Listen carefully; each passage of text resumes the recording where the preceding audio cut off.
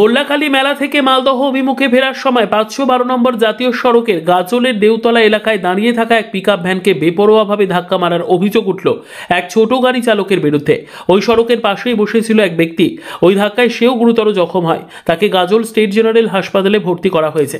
স্থানীয় সূত্রে জানা গিয়েছে তার নাম ওম প্রকাশ সাহা, বয়স 47। দুর্ঘটনাকে কেন্দ্র করে জাতীয় সড়ক এলাকায় বাম্পার দেওয়ার দাবি করে স্থানীয়রা। প্রায় ঘণ্টাখানেক অবরুদ্ধ হয়ে পড়ে ওই এলাকায়।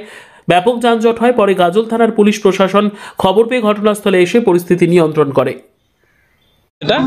এখানে আজকে সকালবেলা 7:30 নাগাদ বল্লার মেলার দিক থেকে একটা i20 গাড়ি দ্রুত গতিতে এসে এখানে একটা পিকআপ সাইডে দাঁড়ানো করানো ছিল। সেই পিকআপটাকে এসে ধাক্কা মারার পরে এখানে ওম প্রকাশ বলে একজন আছে, ওম প্রকাশ সাহা, সে রাস্তার ধারে বসছিল। তাকে প্রচণ্ড জোরে ধাক্কা মেরেছে। ধাক্কা মারার পরে ও এখন গাজল হাসপাতালে ভর্তি আছে। এখন কেমন আছে আমরা জানি না, কিন্তু এই বেপরোয়া চালানোর জন্যই এই দুর্ঘটনাটা ঘটেছে আজকে।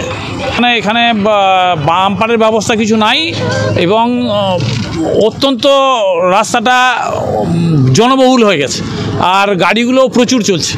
আর তার জন্য এখানে বাম্পারের জন্য আমরা অনেকবার বলেছি যে যেখানে বড় বড় বাম্পারগুলো দিয়েছে সেখানে গাড়িগুলো একটু স্লো হয়, কিন্তু সেখানে এখন পর্যন্ত কোনো ব্যবস্থা হচ্ছে না। এর জন্য মানুষের ক্ষোভ আছে এখানে যে এটা সব জায়গাতে হয়। ওই দেউতলা স্ট্যান্ডেই বাম্পার নাই, প্রত্যেকটা স্ট্যান্ডে বাম্পার আছে, কিন্তু দেউতলাতেই না, বাম্পারটা নাই। এই জন্য আজকে এখানে অবরোধ হয়েছিল।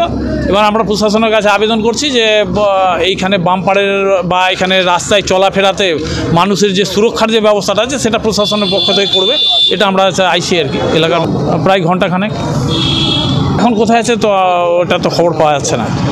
দুর্ঘটনার পরে এরা এখান থেকে সরে গেছে। চাইছি যে এখানে যাতে গাড়িগুলা ঠিকঠাক চলে, মানুষের নিরাপত্তা থাকে চলাফেরাতে, এবং বাম্পার যাতে এখানে দেওয়া হয় সেই ব্যবস্থার জন্য আমরা প্রশাসনের কাছে আবেদন করছি।